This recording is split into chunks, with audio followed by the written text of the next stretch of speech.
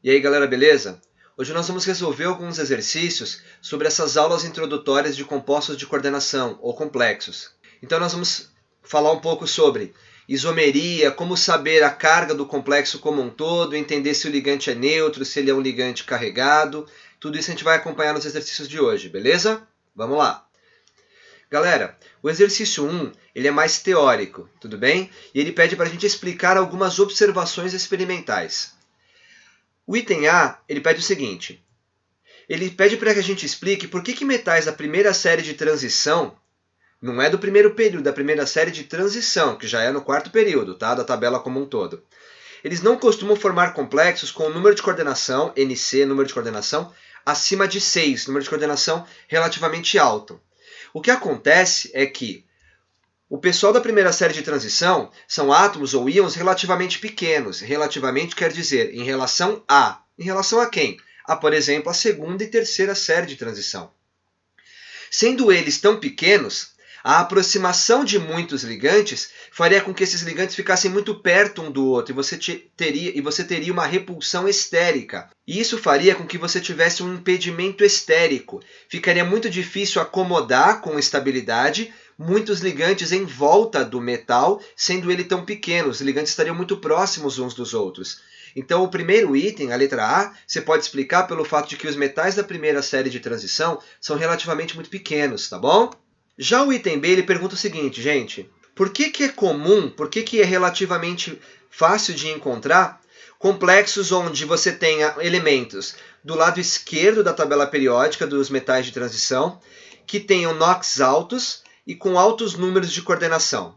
O que acontece é o seguinte. Se o NOx do elemento é alto, quer dizer que ele já perdeu muitos elétrons.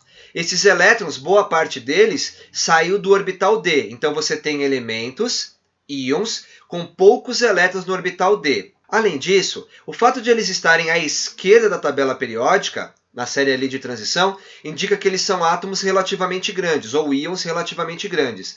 Então você tem íons relativamente grandes e com poucos elétrons D. Lembre-se que a aproximação do ligante com os elétrons D do metal faz com que você tenha repulsões intereletrônicas. Se esse metal por si só já tem poucos elétrons D, que se reflete num alto NOx, num alto estado de oxidação, essa repulsão é diminuída, isso estabiliza o sistema.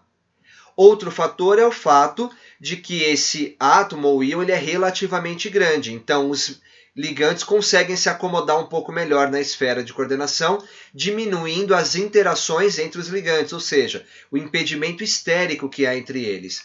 Então a gente pode resumir isso que eu expliquei, dizendo que nós temos poucos elétrons no subnível D, então a repulsão eletrônica com os elétrons dos ligantes é menor. Outro fator é o fato desses metais serem grandes, relativamente grandes, e acomodam melhor os ligantes. Você tem menor impedimento estérico entre eles, beleza? Esse foi o exercício 1. No 2, ele pede o seguinte para a gente, 2 itens também, e ele fala, item A. Quais são as duas estruturas que podem representar complexos tetracoordenados? Beleza? Quais as geometrias que existem para complexos que tenham 4 ligantes em torno de si? A letra A, então, a gente apresenta os complexos tetraédricos e quadrado-planares. São as duas geometrias possíveis para que você acomode no entorno do átomo central, do metal, 4 ligantes, beleza? Agora, o item B é sobre isomeria. Presta atenção.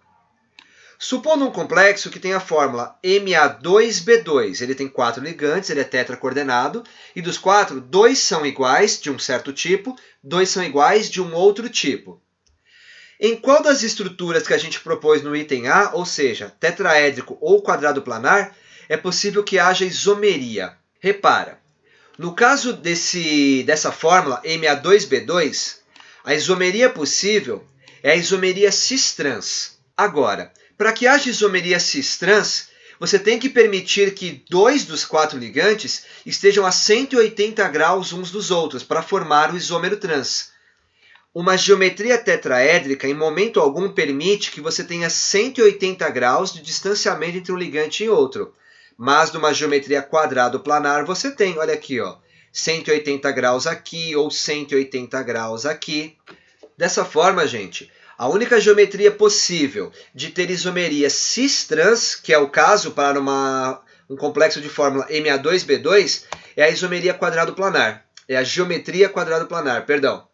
Onde você tem a possibilidade de formar o isômero trans, colocando os ligantes, por exemplo, a 180 um do outro, ou o isômero cis, colocando a 90 graus o A com o A ou o B com o B. Beleza? O que é importante aqui? Eu não estou dizendo que complexos tetraédricos não podem apresentar isomeria. Mas a isomeria que um complexo tetraédrico pode ter é a isomeria ótica, e você teria que ter os 4 ligantes diferentes uns dos outros, tipo carbono-quiral, não tem que ter carbono, tudo bem? Mas complexos tetraédricos só podem apresentar isomeria ótica, e para isso você teria que ter uma fórmula diferente dessa. Você teria que ter MABCD, viu? Com os 4 ligantes diferentes. Eu estou me pautando nessa fórmula que o exercício me deu. A única isomeria possível para Ma2B2 é a isomeria cis-trans, e tetraédrico não pode ter isomeria cis-trans. Logo, teria que ser o quadrado planar, beleza? Não estou dizendo que complexos tetraédricos não podem ter isomeria. Eles não podem ter isomeria cis-trans, que é a única possível para Ma2B2. Exercício 3. Para cada um desses compostos, dos itens A, B e C, eu quero que você me dê a carga do complexo como um todo. Repara, a carga do complexo ela é uma incógnita, estou colocando como N. Eu quero que vocês lembrem uma coisa antes da gente começar a resolver.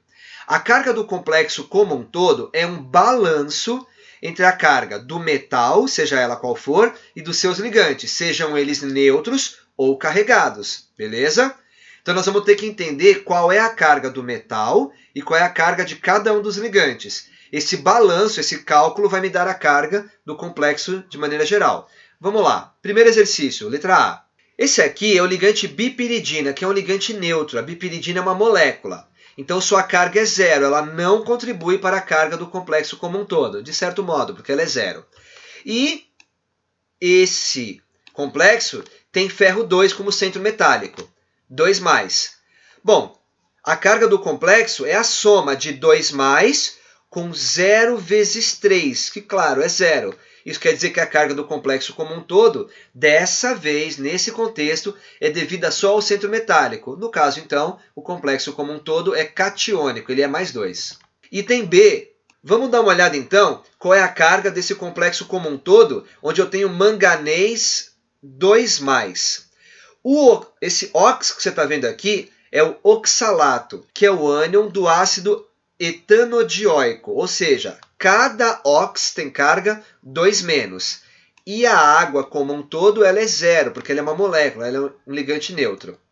Dessa forma, a água contribui com 0, cada oxalato contribui com -2. Só que como tem 2 dele, a carga total do oxalato, dos oxalatos, é -4. E o manganês é +2. Esse N será um balanço entre o +2 do manganês, o -4 dos 2 oxalatos e o 0 das 2 águas, beleza? Portanto, a minha carga é -2, que é 2 do manganês menos 4 dos 2 oxalatos. 2 menos 4, ou +2 se preferir, -4, é -2. Esse -2 é esse cara aqui. Beleza, gente? Segue o jogo. Qual é a carga, então, do complexo no item C, onde eu tenho cobalto 3, eu tenho o cloro, que lembre-se é -1, e eu tenho a etilenodiamina, que é uma molécula, portanto neutra. A etilenodiamina, então, contribui com 0.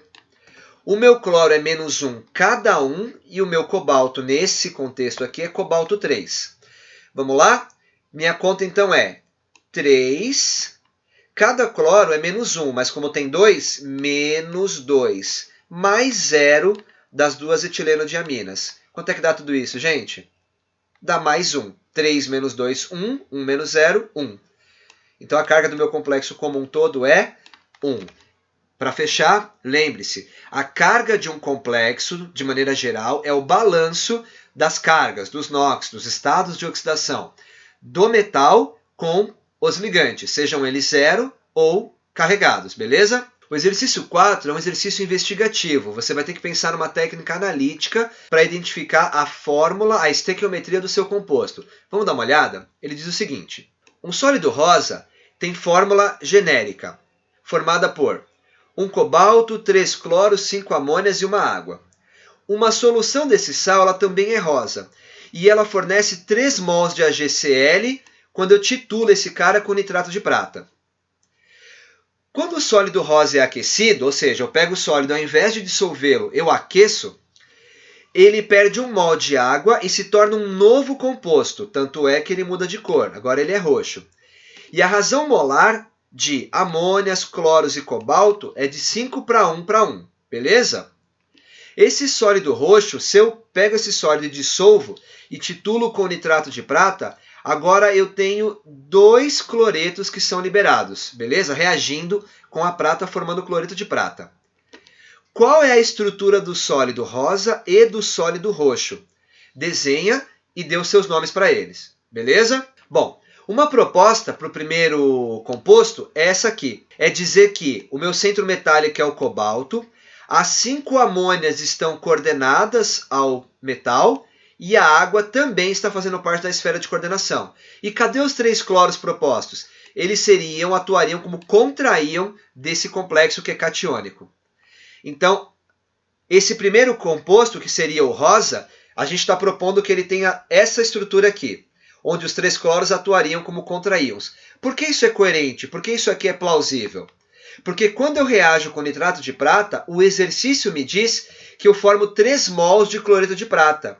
Isso quer dizer que os 3 cloretos deveriam estar para fora da esfera de coordenação, como contraíons. E, gente, se eles estão como contraíons e esse complexo é solúvel, quer dizer que uma vez em água, isso aqui sai como Cl-. E tendo 3 Cl-, isso explica porque eu formei 3 AgCl, com 3 mols de nitrato de prata e 3 mols de cloreto que estavam para fora da esfera de coordenação. Então é coerente aceitar, presumir, que a fórmula do meu complexo como um todo era cobalto, 5 amônias, uma água e os 3 cloretos para fora. Esse era o meu composto rosa, beleza? Agora, quando eu pego o composto rosa, como ele está escrito aqui, nessa estrutura, e aqueço, lembra que um triangulinho aqui, quando você vê numa seta em química, quer dizer aquecimento, o exercício me diz que uma água é liberada. Assumindo que ele vai continuar sendo hexacoordenado, o fato dele perder uma água obriga um dos cloros a assumir a posição da água. E dessa forma, um dos cloros passa a ser covalentemente ligado ao cobalto, passa a estar coordenado, e sobram apenas 2 cloros como contraíon. Isso explica porque agora, quando eu aqueço o sólido roxo, gente, observem que essa estrutura, esse composto é diferente desse. Isso explica porque ele mudou de cor, por exemplo, ele é um novo composto, tudo bem? O porquê de mudar de estequiometria, mudar de composição e mudar de cor, a gente explica em aulas mais para frente, quando a gente começar a utilizar a teoria do campo cristalino, a teoria do campo ligante, beleza? Mas veja, já que sobraram apenas 2 cloros para fora como contraíon, isso explica agora porque eu vou ter apenas a formação de 2 mols de cloreto de prata e não 3 como anteriormente, porque agora só tem 2 íons cloreto livre, beleza? Então, eu vou ter a liberação dos 2 cloros formando o cloreto de prata, 2 mols, e esse complexo como um todo ele tem carga 2+, diferente do de cima que era 2-, beleza? Agora, por último, lembre-se que ele pediu para a gente dar o nome desses caras, tudo bem? E lembra que o nome de complexo, você coloca em ordem alfabética o nome dos ligantes e fala, por fim, o nome do metal, do centro metálico, com o seu NOx, com o seu estado de oxidação. O cara de cima, então, o rosa, fica cloreto de pentamin aquocobalto 3. Pentamin, porque tem 5 amônias, aquo, que é a água ligada a ele, cobalto no estado de oxidação 3. Você percebe que eu sei que ele é 3+, porque ele tem 3 cloros aqui, beleza? E você vê aqui o 3+. Já o sólido roxo, ele é o cloreto de pentamin clorocobalto e é 2. Veja que eu não digo mais aquo, porque não tem mais água coordenada, agora é o cloro. E agora é cobalto 2, não é mais cobalto 3. Você percebe por que agora o cobalto 3 virou 2? Porque o cloreto que se coordenou ao cobalto, ele tem uma carga, ele é -1. Eu vou descontar esse -1 do cloreto, dos 3 do cobalto.